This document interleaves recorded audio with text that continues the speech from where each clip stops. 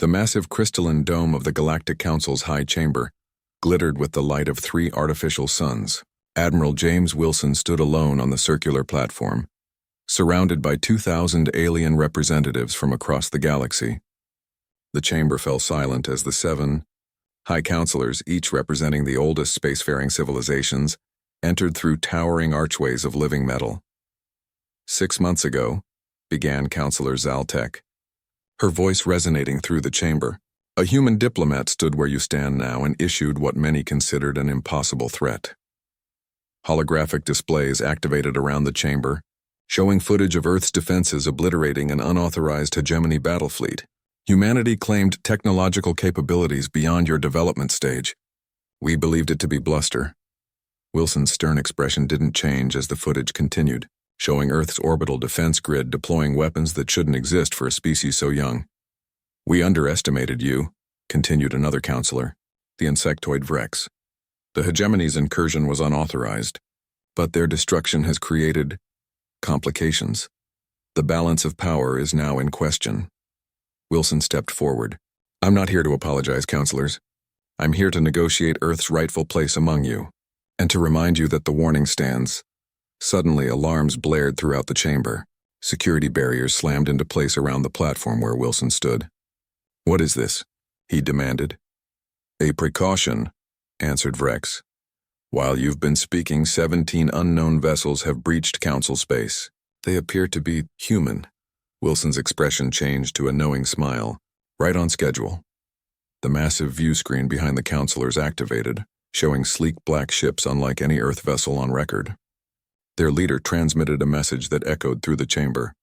This is Commander Diana Reeves of the Earth Shadow Fleet. We are here to ensure our Admiral's safe return, or to demonstrate precisely why no one should mess with Earth. The council chamber erupted in chaos. Species that had never agreed on anything were suddenly united in outrage and fear. You dare threaten this council? Roared Drolax, the massive reptilian counselor representing the hegemony. This confirms what we have suspected. Humans are too dangerous to be allowed free movement in civilized space. Admiral Wilson remained calm. I assure you, Counselor, this is not a threat. It's a security measure. After the unprovoked attack on Earth, did you expect us to send our only high-ranking military officer into potentially hostile territory without protection? The High Elder, oldest of the counselors, raised a withered hand. The chamber quieted immediately. Admiral Wilson makes a valid point, the ancient being said, its translator converting whispers into audible speech. We invited an official representative of Earth to discuss the incident, yet security detained him upon arrival, and our session began with accusations. Commander Reeves's face remained on the view screen. Admiral, shall I withdraw to the boundary line or maintain position? Before Wilson could answer, Counselor Vrex interjected. These vessels show no recognition codes, no regulatory transponders. They violate at least 17 Council protocols. Interesting, Wilson replied. The same number of protocols violated by the hegemony fleet when it entered Earth's solar system without authorization. Before we destroyed it, the tension in the room was palpable. Thousands of representatives shifted uncomfortably in their observation platforms. We will stand down, Wilson continued, if the Council will guarantee my diplomatic immunity, according to your own laws. Our ships will withdraw to the boundary and wait. But understand this. If I do not make regular contact, they will come for me, and they will not be as diplomatic as I am being now. The 7 counselors conferred privately through their neural links. After several tense moments, the security barriers around Wilson's platform retracted. We acknowledge your diplomatic status, said the High Elder, and we recognize Earth's right to protective measures, given recent events. Commander Reeves's fleet may remain at the boundary. Now let us proceed with the matter at hand. The view screen showed the Shadow Fleet moving back, taking positions just inside the boundary of Council space. Thank you, Wilson said, straightening his uniform. Now, as I was saying before the interruption, I'm here to negotiate Earth's position. The destruction of the hegemony fleet was regrettable but necessary. They ignored multiple warnings. They fired first. We defended ourselves, as is our right. Counselor Drolax snorted. With weapons no Class 3 civilization should possess. The hegemony lost 16 capital ships in under 6 minutes. That level of technology is classified as level 7 minimum. Your planet's official assessment was conducted just 20 years ago. Such advancement is impossible, Wilson smiled. Apparently not. Which raises an interesting question. Why was your assessment so wrong? Or was it? Murmurs rippled through the chamber. What do you mean, Admiral? Asked Frex, mandibles clicking nervously. I mean, Counselor, that we've reviewed the records of first contact and subsequent evaluations. In every case, the teams sent to Earth were from the major powers represented on this council. In every case, they asked specific questions about specific technologies, almost as if they already knew what to look for. The High Elder's ancient eyes narrowed. Your implication? That Earth was deliberately classified as less advanced than we are. That someone on this council wanted us underestimated. Counselor Zaltek leaned forward. A serious accusation, Admiral. What possible motive would the council have for such deception? I didn't say the council, Counselor. I said someone on the council. Perhaps someone who saw potential in humanity. Potential that frightened them. The chamber grew deadly quiet. Let me be direct, Wilson continued. Earth wants formal recognition as a level 6 civilization, with all associated rights and privileges. We want reparations for the unprovoked attack, and we want the truth about why we were misclassified. Or what? Challenge Drolax, or nothing? We'll simply continue developing our technology, expanding our presence, and defending our interests, with or without your approval. Wilson's voice remained even, matter of fact. But it would be easier for everyone if we could be allies rather than potential adversaries. The High Elder spoke after a long silence. Admiral Wilson, your directness is refreshing. It has been many cycles since anyone has spoken to this council with such candor. Humans value straightforward communication, Wilson replied. Indeed, I propose we adjourn for one rotation to consider Earth's position. You will be provided appropriate quarters. Your fleet may remain at its current position. Wilson nodded. Acceptable, but I'll need to make contact with Commander Reeves every 6 hours. Of course. As Wilson was escorted from the chamber, the council representatives broke into heated discussions. No one noticed the small, almost invisible drone that detached from Wilson's uniform collar and floated into a ventilation shaft. In his quarters, Wilson activated a secure communications channel disguised as standard life support monitoring. Did you get it, Dr. Reed? He asked quietly. A voice replied in his subdermal implant. Every word, Admiral. The drone is successfully mapping the Council headquarters. We're already identifying species-specific security systems. And Project Prometheus, ready on your command. But sir, once deployed, there's no going back. The Council will know exactly what we're capable of. Wilson looked out at the spectacular vista of the galactic core beyond his window. That's the point, Doctor. Earth has hidden in the shadows long enough. It's time the galaxy understood exactly who they're dealing with. And if they respond with force, the combined fleets of the Council races outnumber us 1,000 to 1. Wilson smiled grimly. Numbers aren't everything. As our ancestors once said, God is on the side with the best artillery. And we have the best? Yes, Doctor. We do. Now get some rest. Tomorrow, we show the Council exactly why they should never have messed with Earth. The Council chamber looked different on the second day. The observation platforms were filled to capacity, with many species bringing additional representatives. News of Earth's shadow fleet and Admiral Wilson's bold demands had spread throughout the station. Everyone wanted to witness what would happen next. Wilson stood once more on the central platform, but this time he wasn't alone.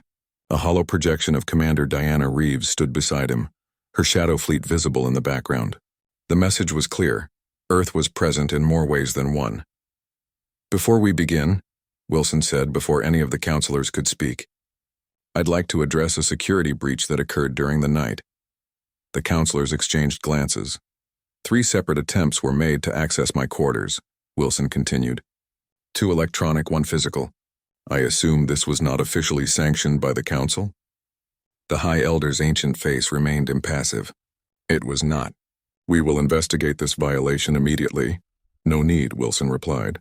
My security team has already identified the sources. The electronic intrusions came from systems registered to the Hegemony and the Vrexian Combine. He nodded toward the respective counselors. The physical attempt was made by an operative of the Morgath Intelligence Directorate. Counselor Drolax of the Hegemony rose from his seat. scales flushing with anger. "These accusations are not accusations," interrupted Wilson. "They are facts. We have recorded every attempt. The Morgath operative is currently in medical stasis.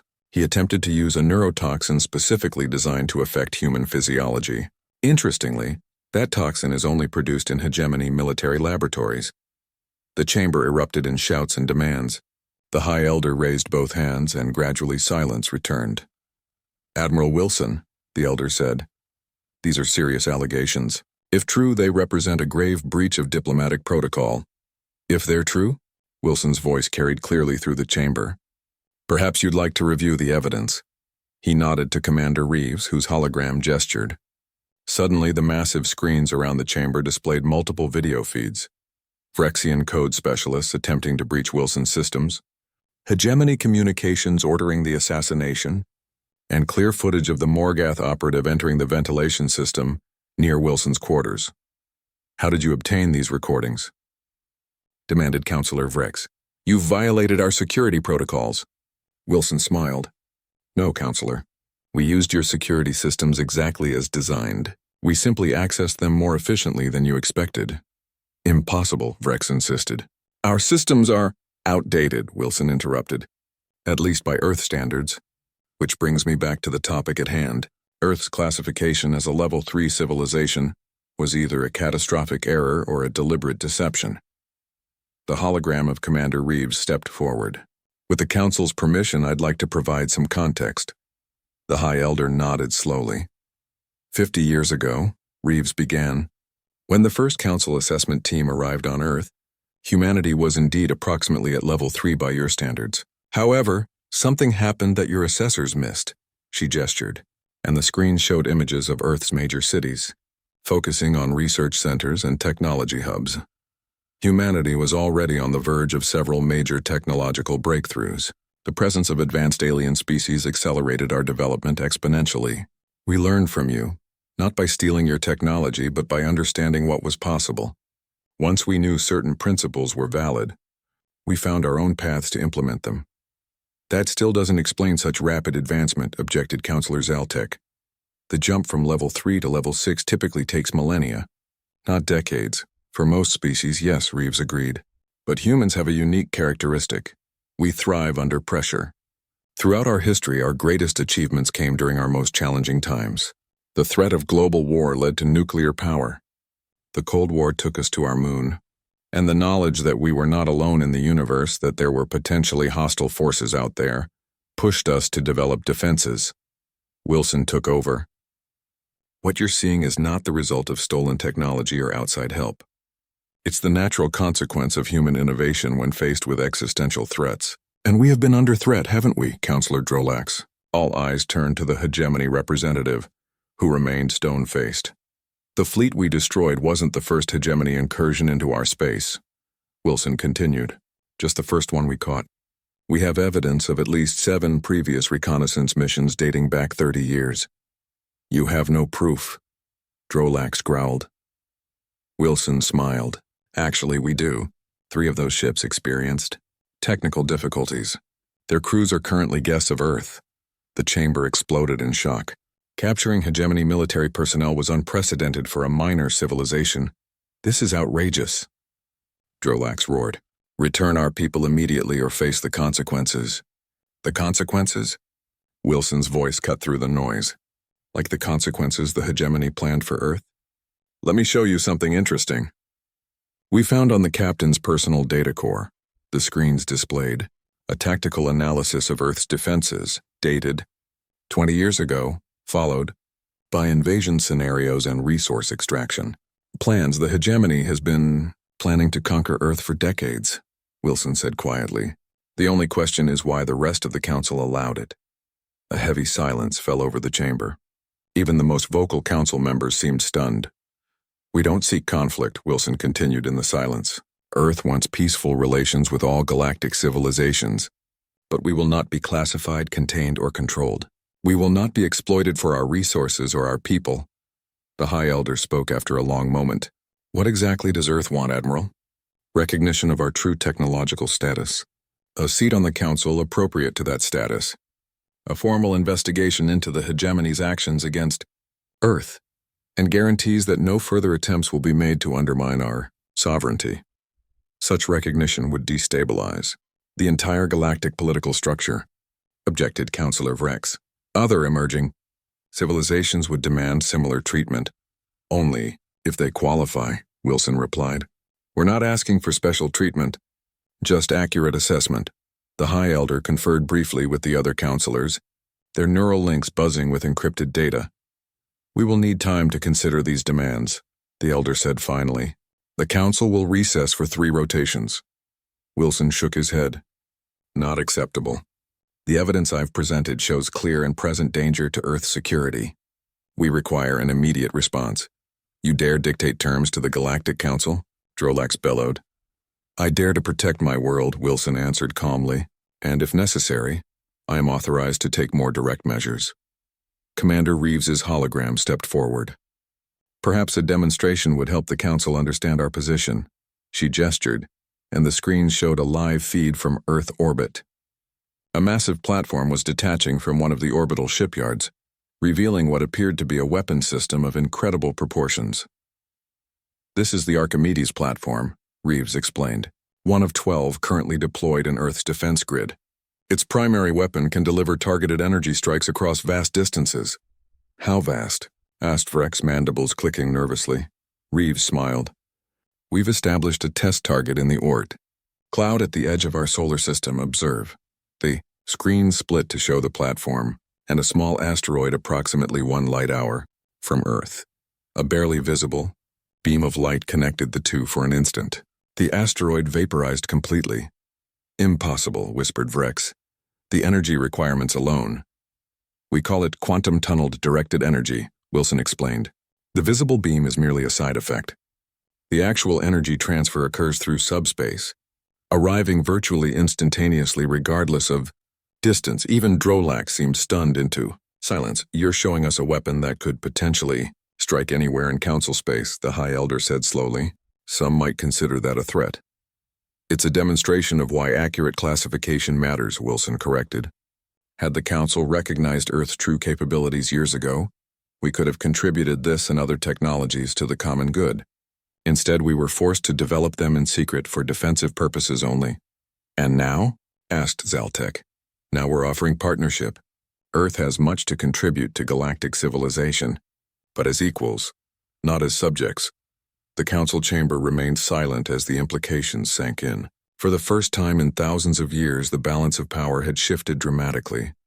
I believe, the High Elder said finally, that we should reconsider Earth's status immediately. Wilson nodded. A wise decision, and the first step toward a new relationship between Earth and the Galactic Council, one based on mutual respect rather than deception and manipulation. As the Council members began urgent discussions, Wilson exchanged a glance with Reeves's hologram. Phase 1 was complete. Earth had forced its way onto the galactic stage, but they both knew this was just the beginning. The real challenges and dangers lay ahead. The hegemony would not accept this humiliation quietly, and other factions within the Council would resist the disruption to the established order. Earth had made its statement. Now it needed to prepare for the response. The mood in the High Chamber on the 3rd day was markedly different. Gone was the condescension toward the human representatives. Now the assembled delegates watched Admiral Wilson with wary respect, and in many cases, barely concealed fear. The demonstration of Earth's Archimedes platform had achieved exactly what Wilson intended, forcing the Council to acknowledge humanity's true capabilities. But it had also triggered exactly what he had feared, a coalition of concerned species determined to contain the human threat. Wilson stood on the central platform, watching the private communications between Council members. They didn't know that Earth's quantum decryption systems could break their most secure channels in real time.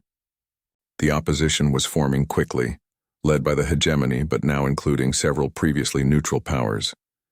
Before the session could formally begin, the massive doors at the far end of the chamber burst open.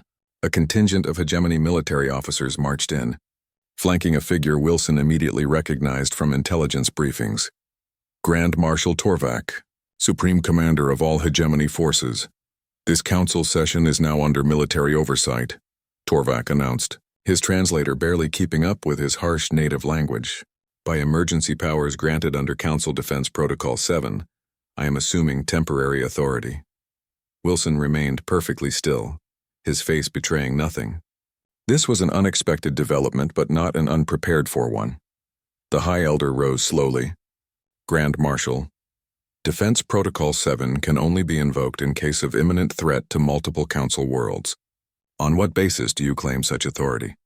Torvak gestured, and holographic displays appeared throughout the chamber. These are live feeds from 7 Council border stations. All are tracking multiple unidentified vessels approaching from Earth's sector of space. Vessels that match the energy signatures of their so-called Shadow Fleet. All eyes turned to Wilson. Admiral, the High Elder said quietly, is Earth launching an attack against the Council? Wilson smiled thinly. No, Elder, those aren't Earth vessels. You deny their existence? Torvak bellowed. I deny they're ours, Wilson replied calmly. He turned to address the entire chamber. What you're seeing is a false flag operation. Those ships are using copied energy signatures to mimic our technology, but they're not from Earth. Counselor Vrex leaned forward. How convenient. You have evidence of this claim? Wilson nodded to an aide who had remained inconspicuous until now. The young woman stepped forward and activated her own holographic display. This is Dr. Lisa Reed, head of Earth's Advanced Propulsion Division. Wilson introduced her. Counselors, distinguished representatives, Reed began, her voice steady despite the tension. The vessels you're tracking are using modified hegemony drives configured to produce energy signatures, similar to our Shadow Fleet. However, the quantum resonance patterns are distinctly different. She brought up detailed, technical specifications that meant nothing to most observers, but caused the scientific representatives to lean forward with sudden interest. Each civilization's propulsion technology has a unique quantum fingerprint, Reed explained. It's like a genetic marker, impossible to perfectly replicate without the original engineering. These vessels are using hegemony technology with surface-level modifications. Torvak stepped forward aggressively. This is nonsense. Technical jargon to confuse the issue. Then you won't mind if we examine one of these vessels directly? Wilson suggested. Our Shadow Fleet is in position to intercept the nearest one. Absolutely not, Torvak objected. Any approach by your military forces would be considered an act of war. The High Elder raised a hand for silence. This situation requires verification by neutral parties. I propose. Before the Elder could finish, alarms blared throughout the chamber. The security feeds showed explosions at 3 of the border stations. You see? Torvak shouted over the chaos. The humans have launched their attack. Wilson remained calm. Those explosions came from the unidentified vessels, which just confirmed they're not ours. Earth does not target civilian installations under any circumstances. The chamber erupted in panic and accusations. The High Elder struggled to maintain order until a deafening sound cut through the noise. Counselor Drolax pounding his massive fist on the council table. Enough, the hegemony representative bellowed. The humans have demonstrated hostile intent through both words and actions. I move that we implement containment protocol immediately. Wilson felt a chill. Containment protocol was the Council's most severe response short of outright war. A complete quarantine of a species to their home system, enforced by automated weapon platforms that would destroy any vessel attempting to leave. The High Elder looked troubled. That measure requires a unanimous vote of the full Council. Then let us vote, Drolax demanded. Before more innocent lives are lost to human aggression, Wilson stepped forward. Before you vote, consider this. If Earth were truly launching an attack, why would I still be here? Why would I not have withdrawn to command our forces? Perhaps you're a distraction, Torvak suggested, or a sacrifice your leaders deemed acceptable. Wilson shook his head. Or perhaps this entire crisis is manufactured by those who fear humanity's rightful place in galactic affairs. He looked directly at Drolax. Those who have been planning to invade Earth for decades and now find their prey has become a predator. The High Elder called for order. We must establish facts before taking irreversible actions. I propose an immediate investigation by the Council's neutral security forces, while more stations burn. Torvak objected. We must act now. Suddenly, Dr. Reed's console beeped urgently. Admiral, she said, One of the unidentified vessels has just self-destructed after being approached by a Novan patrol ship. Wilson nodded grimly. As expected, they're destroying evidence. The High Elder's ancient eyes narrowed. Evidence of what, Admiral? Of who's really behind this? If those ships were truly Earth vessels, why would they self-destruct rather than be captured? Our technology is already known to you now, but if they're disguised hegemony ships... All eyes turned to Drolax and Torvak. This is absurd, Drolax roared. The humans are manipulating you all! Perhaps, the High Elder acknowledged, but the possibility must be investigated. The ancient being turned to the chamber's security officers. Place Grand Marshal Torvak under protective custody until this matter is resolved. You dare? Torvak snarled. The hegemony will not stand for this insult. It is not an insult, the Elder replied calmly. It is procedure. If you have nothing to hide, you have nothing to fear. As security approached Torvak, the Grand Marshal suddenly produced a small device from his uniform. You fools, he growled. You've played directly into their hands. The humans were never the threat, they were the opportunity. Before anyone could react, he activated the device. Throughout the chamber, the neural links used by council members to communicate privately suddenly emitted painful feedback. Dozens of representatives collapsed, clutching their heads. A quantum virus, Dr. Reed explained quickly, helping the High Elder who had also been affected. It's corrupting the neural network. Wilson turned to Torvak. What have you done? The Grand Marshal smiled coldly. Created the perfect justification for war. When the virus spreads to the connected systems across council space, billions will suffer, and Earth will be blamed. Security forces surrounded Torvak, but the damage was done. The virus was already propagating through the system. Can you stop it? Wilson asked Reed urgently. She was already working furiously at her console. Possibly. The encryption is complex, but similar to patterns we've studied from captured hegemony systems. She looked up at Wilson. I need direct access to the Council's central network. The High Elder, recovering slowly, nodded permission. Grant them whatever they need. For the next tense hour, Reed and her team worked to contain the virus while Wilson and the Council security forces managed the crisis at the border stations. Gradually, the situation stabilized. The mysterious attacking vessels withdrew or self-destructed. The virus was isolated before it could spread beyond the Council headquarters. When calm finally returned to the chamber, Wilson addressed the assembled representatives. What you've witnessed today was an attempted coup by elements within the hegemony, he said, not an attack by Earth. In fact, without Earth's intervention, the virus would have spread throughout Council systems with devastating results. The High Elder, fully recovered, nodded gravely. The evidence supports Admiral Wilson's assessment. Grand Marshal Torvak and Councillor Drolax are now in custody, along with several co-conspirators. And the border stations?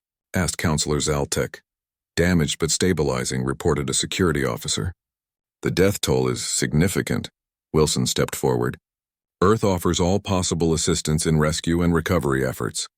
Our medical technology is particularly advanced in trauma treatment. The High Elder studied Wilson for a long moment. You came prepared for this possibility. We came prepared for many possibilities, Wilson admitted. We hoped for peaceful recognition but prepared for resistance. And the Archimedes platform? Your Shadow Fleet? Were they merely negotiating tactics? They are real, Elder, as is our desire for peace. But we will not allow Earth to be subjugated or threatened.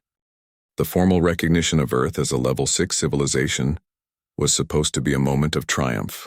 Instead, it marked the beginning of the greatest crisis humanity had ever faced. Professor Michael Lawson stood before the emergency session of the Galactic Council, his weathered face grave as he addressed the assembled representatives. Unlike Admiral Wilson's previous appearances, this was not a show of strength but a desperate plea for assistance.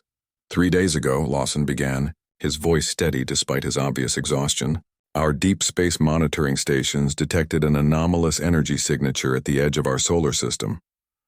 Within hours, similar signatures appeared across a 50-light-year radius around Earth.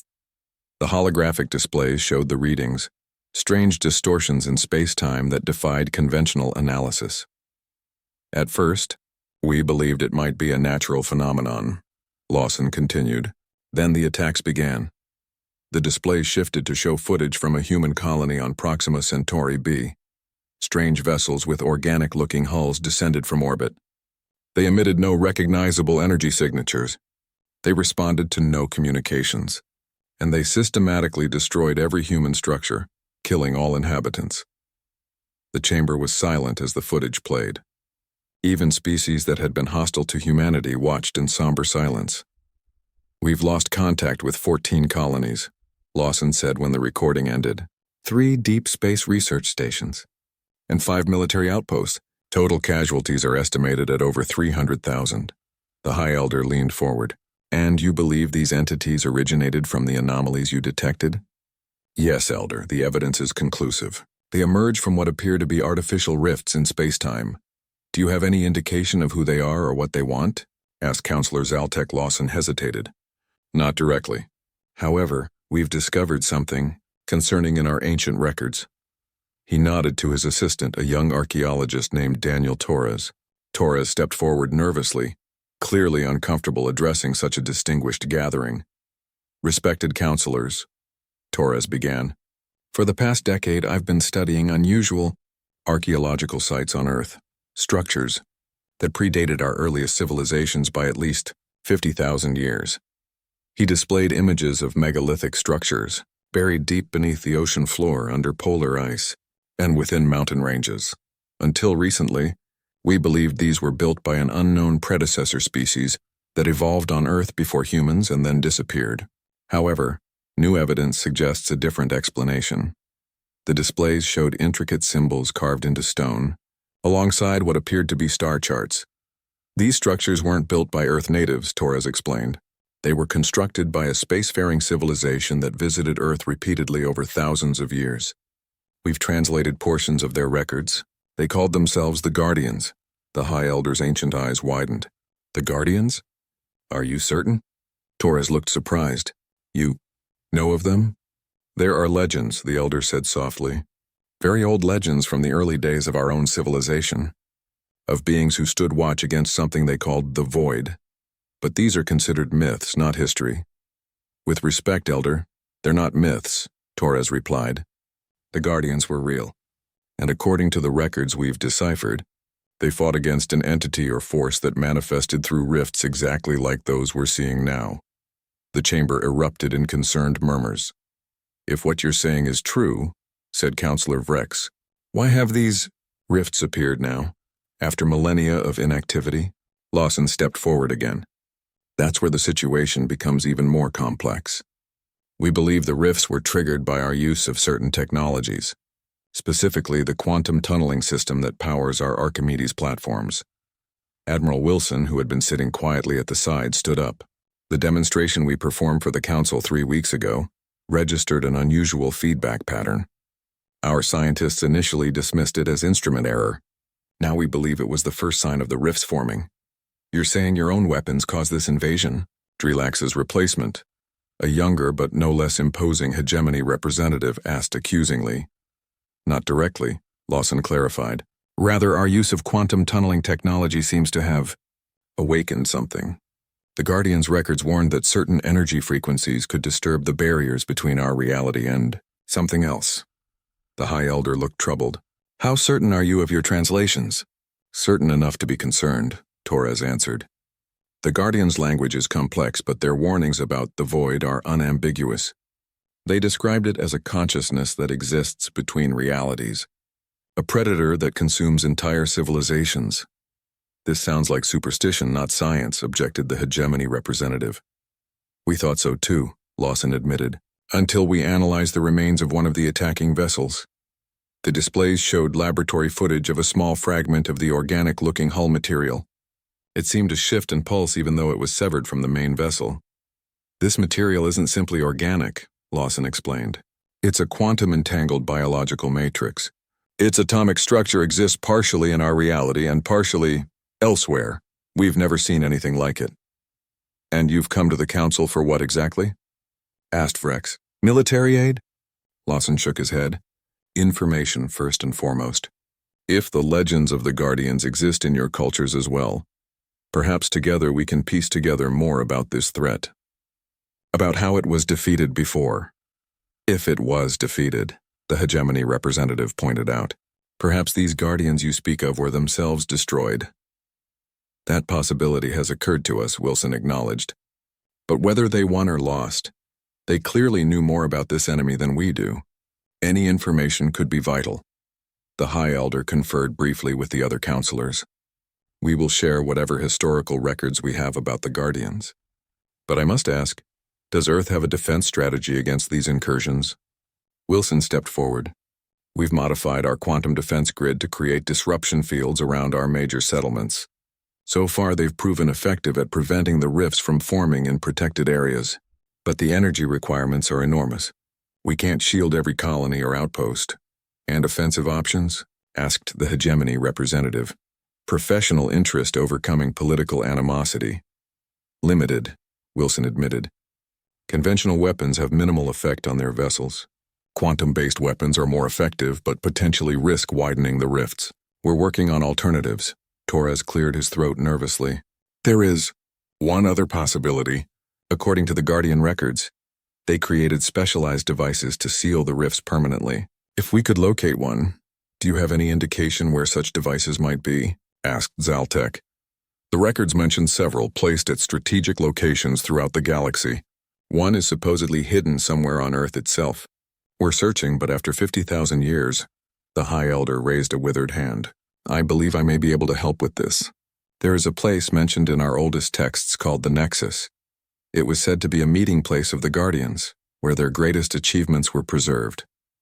Do you know its location? Lawson asked eagerly.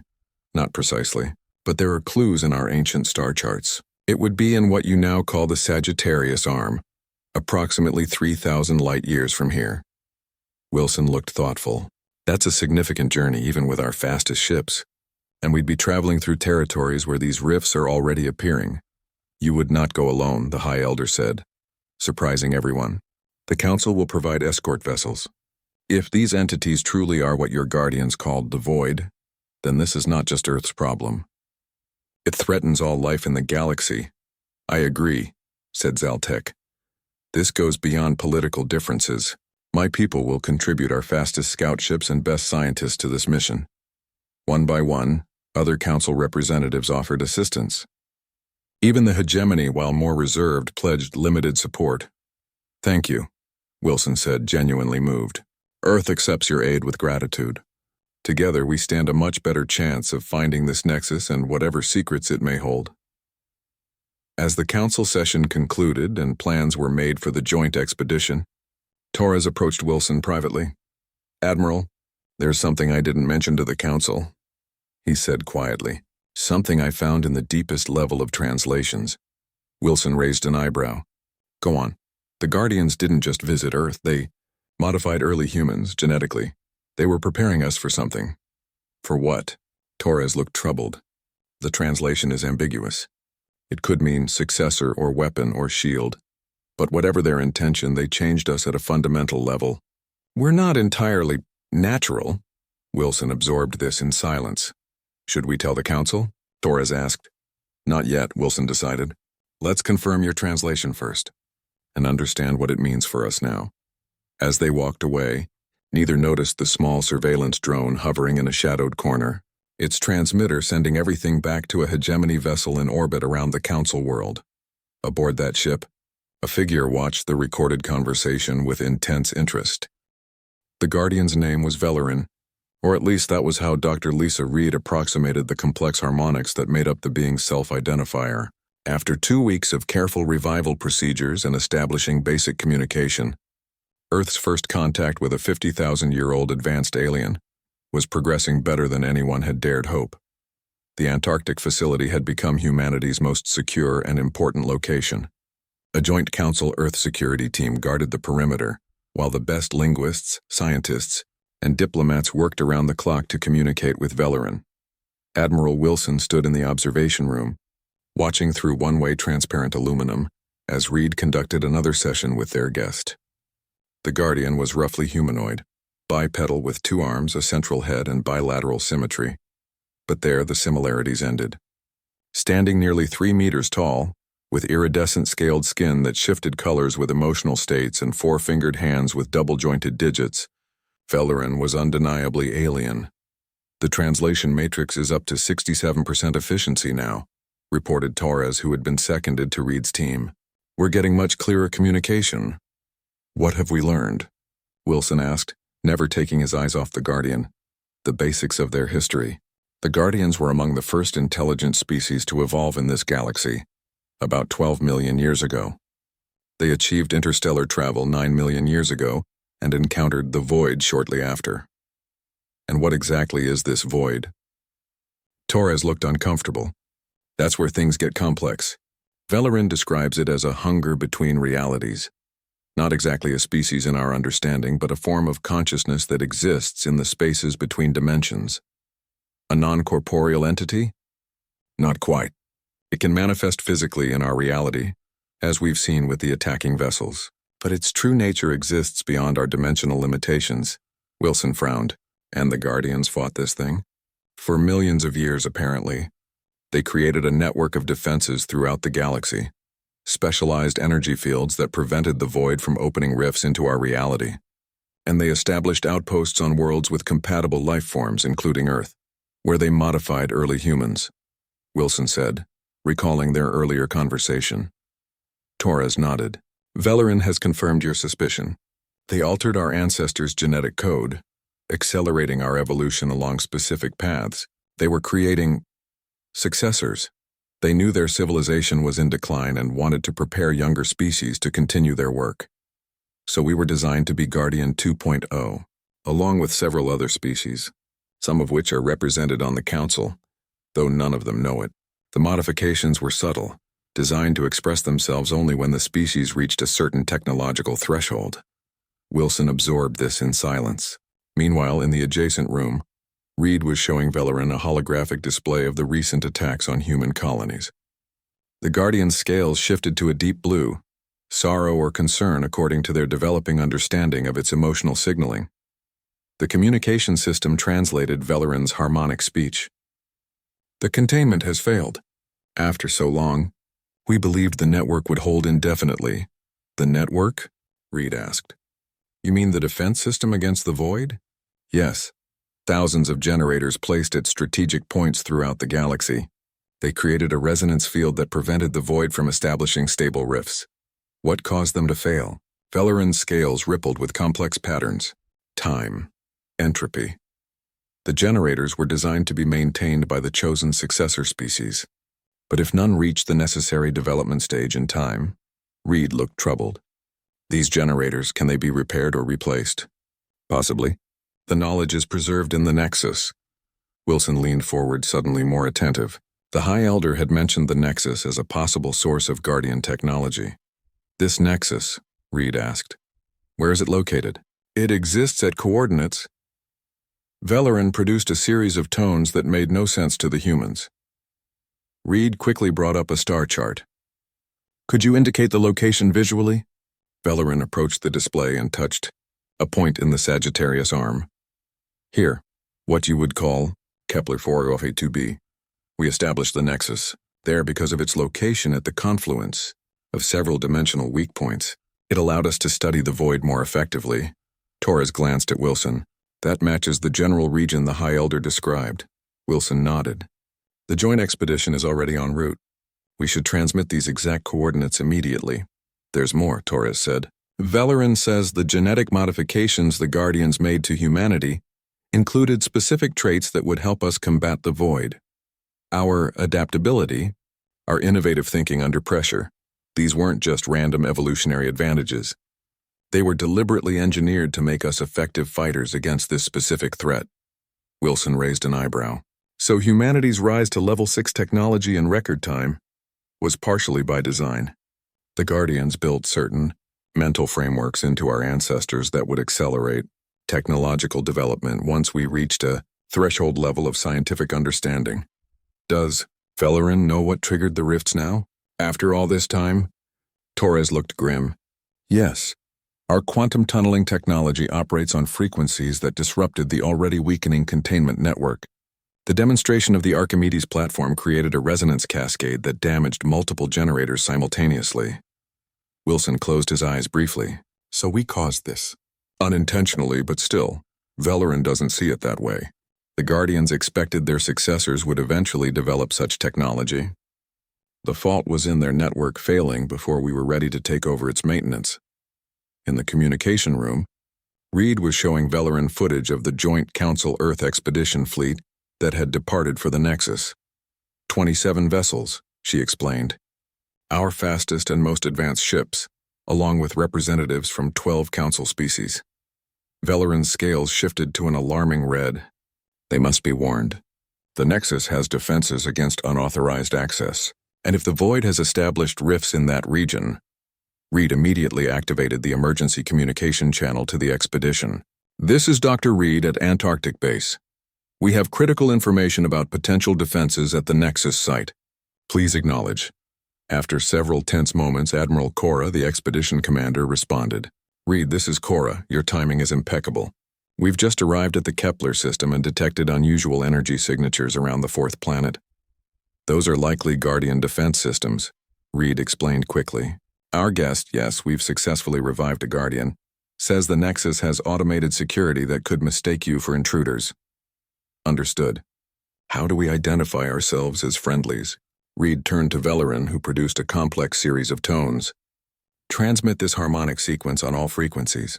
It's a Guardian recognition code that should deactivate the defensive measures. As Reed relayed the information, an aide rushed into the observation room. Admiral Wilson, we've detected multiple rifts opening in the Kepler system. The expedition is under attack! Wilson immediately took over the communication.